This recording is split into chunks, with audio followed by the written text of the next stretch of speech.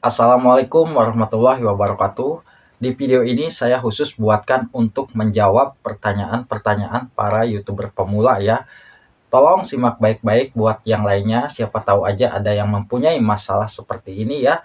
Kita di sini sama-sama belajar. Pertanyaan pertama, kenapa sih kok tiba-tiba pendapatan dolar yang ada di aplikasi YouTube Studio di paling atas itu biasanya kita melihat pendapatan dolar kita kan di sana ya ada di aplikasi YouTube Studio, tetapi untuk saat ini banyak yang menghilang. Kembali ke awal lagi ya, hanya logo monetisasi Anda menjadi partner YouTube. Untuk pendapatannya menghilang. Kenapa? Nah, itu dikarenakan memang Google AdSense sama YouTube sedang update.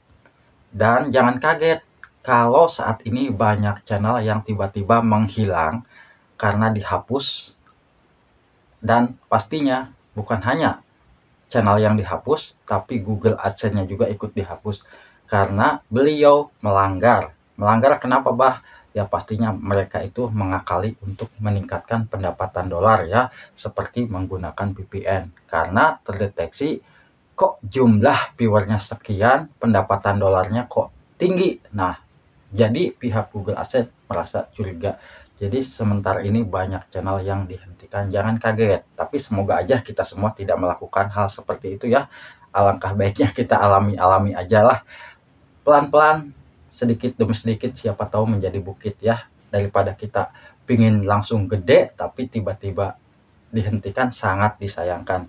Jadi untuk saat ini jangan kaget ya kalau kita tidak bisa melihat pendapatan dolar di aplikasi YouTube Studio, nanti juga insya Allah muncul lagi ya.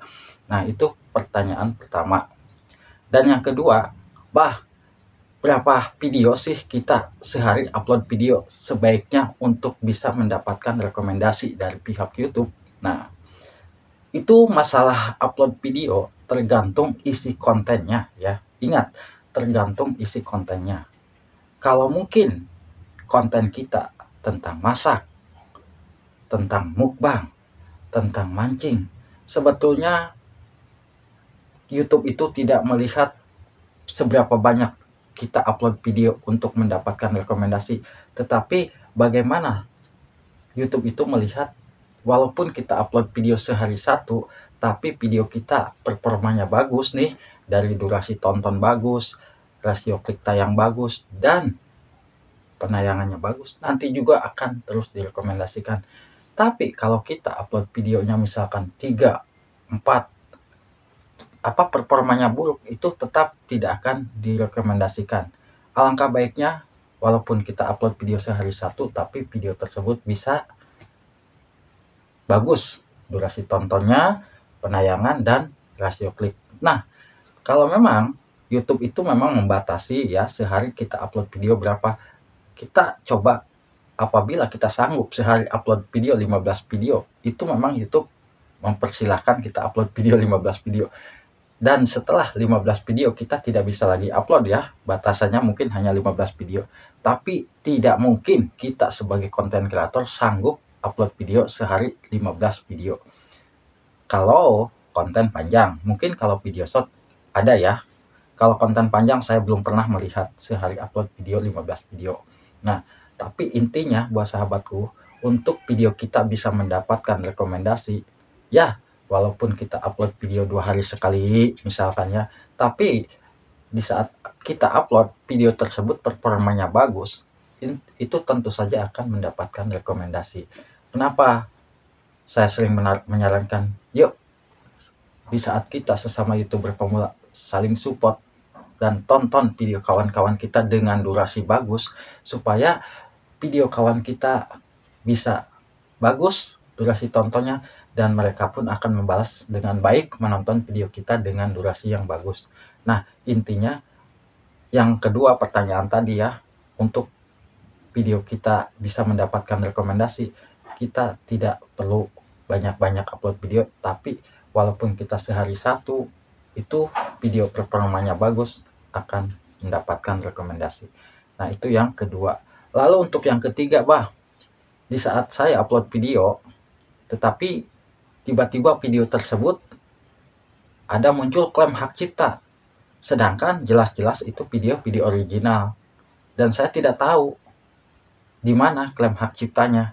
Nah, biasanya nih ya, biasanya buat sahabat-sahabat semua memang tidak kita sadari di saat kita membuat video nih ya. Apalagi konten-konten tentang nge-vlog ataupun konten-konten rumahan misalkan nih. Di saat kita lagi bikin konten ternyata ada tetangga kita yang nyetel musik atau mungkin di jalan kita ada mendengar musik dan musik tersebut walaupun terdengar pelan itu bisa terkena klaim hak cipta ya musiknya. Alangkah baiknya video tersebut kalau memang baru kita upload, kita cek dulu di bagian dashboard YouTube. Berapa menit yang kita videonya itu terkena klaim. Kalau misalkan klaim hak ciptanya hanya terkena misalkan 30 detik atau 1 menit, kita bisa pangkas video tersebut ya. Nah, kita bisa pangkas atau kalau memang kita sudah tahu nih ternyata di video yang kena klaim hak cipta itu di durasi sekian. Misalkan di durasi di 3 menit ke 4 menit ya video kita yang terkena klaim. Ya kita bisa hapus dulu aja di video yang memang belum dipublikasikan, kita hapus dan kita edit ulang. Kita edit ulang, kita pangkas. Oh, ternyata memang kita cek bahwa di video yang ke 3 menit ke 4 menit memang ada suara musik. Kita bisa hapus kalau belum dipublikasikan. Biasanya kalau yang sudah dipublikasikan, biasanya kalau udah ada logo dolar berwarna hijau tapi berbagi hasil, kalau memang ingin tidak bagi hasil ya alangkah baiknya kita pangkas aja atau kita bisukan suara musiknya ya, diedit di bagian dashboard YouTube channel kita. Memang kita juga sebagai konten kreator kan tidak berharap ya di saat kita membuat konten tapi ada klaim hak cipta. Pasti mengalami di saat kita membuat konten mungkin ada suara-suara yang mengandung klaim hak cipta seperti ya musik-musik yang walaupun kita tidak nyetel musik ya, musik dari mana kita nggak tahu. Jadi alangkah baiknya di saat kita membuat konten misalkan ada musiknya nih, ya kita bisa bisukan aja video kita ya. Kita isi narasi kita dengan cara kita membuat suara ini ya. Kalau memang video tersebut ada musiknya. Nah, itu untuk yang ketiga. Lalu untuk yang keempat, di saat saya mendaftar Google AdSense, ternyata saya lupa, di Google AdSense tersebut saya sudah membuat Google AdSense, tetapi saya buat lagi Google AdSense-nya. Dan akhirnya saya Google AdSense-nya ditolak karena double AdSense. Alangkah baiknya bagaimana, Bang?